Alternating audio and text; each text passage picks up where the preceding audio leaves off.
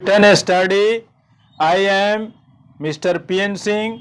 My qualification is MSc in Mathematics from HD Jain College, Ara.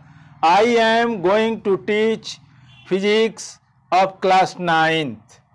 The topic is related to chapter gravitation. Today topic is prove that if a body is thrown, prove that if a body is thrown vertically upward, then the time of ascent is equal to the time of descent. The topic is prove that when a body is thrown vertically upward, then time of ascent is equal to the time of descent. It means that यदि कोई object को जो है upward direction में thrown किया जाता है, फेंका जाता है, और मान लीजिए कि 10 मीटर के हाइट पर जाने में उसको 3 सेकेंड्स लगता है, तो हाईएस्ट पॉइंट पर पहुंचने के बाद वह पुनः जो है ग्राउंड की ओर रिटर्न होता है। तो ग्राउंड पर टच करते समय रिटर्निंग टाइम भी वही होगा। यदि 3 सेकेंड में 10 मीटर की हाइट पर कोई ऑब्जेक्ट जाता है तो 3 सेकेंड में ही वो ग्राउंड पर वापस आ जाएगा। I am going to verify that by algebraic method how ascent time is equal to the descent time. For the upward journey, माने ऑब्जेक्ट को जो है अपवर्ड डायरेक्शन में थ्रोन किया जाता है। In this case let a body thrown vertically upward. Suppose कीजिए कि किसी बॉडी को जो है वर्टिकली अपवर्ड डायरेक्शन में थ्रोन किया जाता है with initial velocity u. Let a body thrown vertically upward with initial velocity u. If it rises to the maximum height h, यदि ऑब्जेक्ट जो है मैक्सिमम हाइट एच पर जो है रीचिंग करता है, पहुंचता है in time t1, then using the equation of motion v is equal to u minus G t1। g का वैल्यू निगेटिव है, इसलिए कि ऑब्जेक्ट जो है अपवर्ड डायरेक्शन में थ्रोन किया जाता है, फेंका जाता है। यदि कोई ऑब्जेक्ट जो है अपवर्ड डायरेक्शन में थ्रोन किया जाता है तो पर सेकेंड उसके स्पीड में वेलोसिटी में डिक्रीजिंग होती है, जो कि एक्सेलरेशन ड्यू टू ग्रेविटी के रूप में जानते हैं।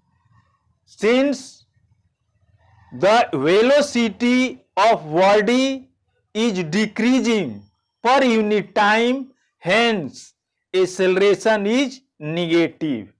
So v is equal to u minus g t1. t1 ascent time, g acceleration due to gravity, u initial velocity, v final velocity. After reaching on the highest point, the final velocity becomes 0.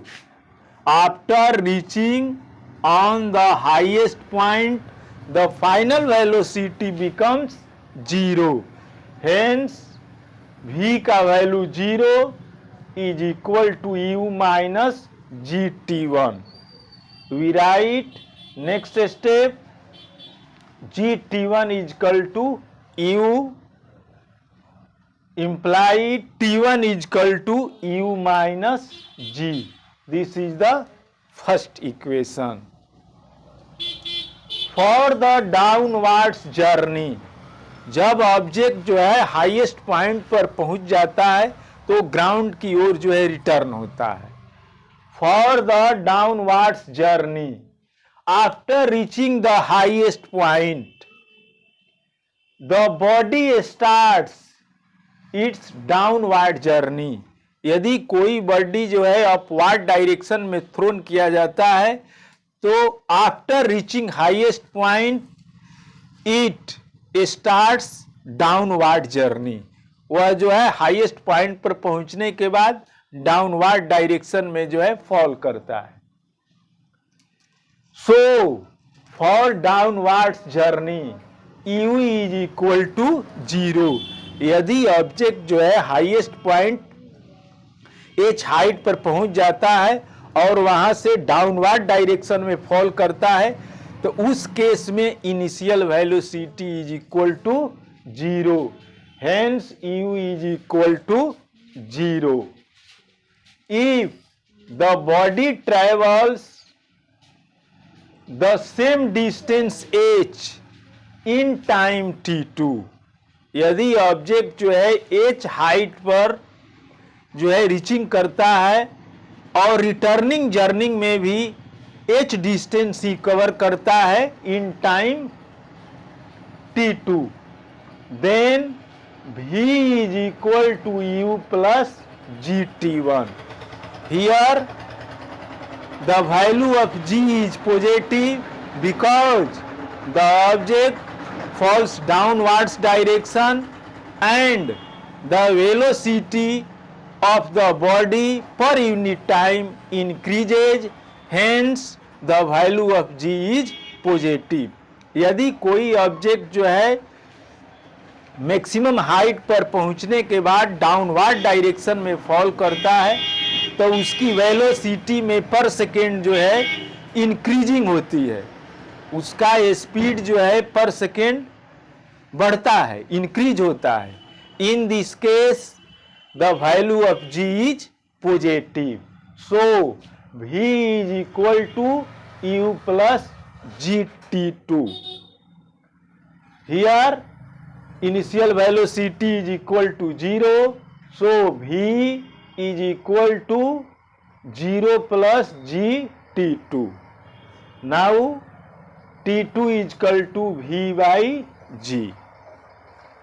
In the previous video, I have proved that, I have taught that the velocity with which a body is thrown vertically upward, then the body with velocity strike the ground। The velocity with which a body is thrown vertically upward, then the body also strikes the ground with the same velocity। It means that कहने का मतलब है कि जिस speed से यदि किसी object को हम जिस वेलोसिटी से अपवर्ड डायरेक्शन में हम थ्रोन करते हैं तो सेम उसी इनिशियल वेलोसिटी से रिटर्निंग जर्नी में ग्राउंड के साथ जो है ऑब्जेक्ट जो है स्ट्राइक करता है, हिट करता है। We know that a body falls back to the earth with same velocity it was thrown vertically upwards, so u is equal to v। it means that जिस वेलोसिटी से object को throne किया जाता है same उसी speed से velocity से object जो है ग्राउंड के साथ स्ट्राइक्स करता है। सो t2 is equal to u by g। we can put the value of v in form of u, so t2 is equal to u by g। we can put in place of v u, hence t2 is equal to u by g। this is the third equation। from equation first and equation third we get T1 is equal to U by G. T1 is equal to U by G. This is the first equation. T2 is equal to U by G. This is the third equation. Right side of first equation and third equation, it means U by G. Here U by G. Right side of equation first and third are equal. Hence, left side of these equation are also equal. Hence, we can write T1 is equal to T2. Such this time of ascent is equal to time of descent.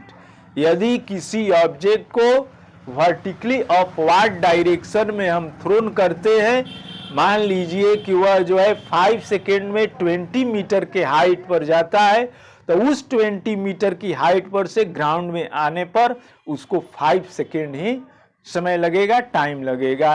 It means that time of ascent is equal to time of descent. Time of ascent is equal to time of descent. Now I stop my teaching. I will see you in next video with new topic. At last I say you must subscribe and like Newton Study. Thank you.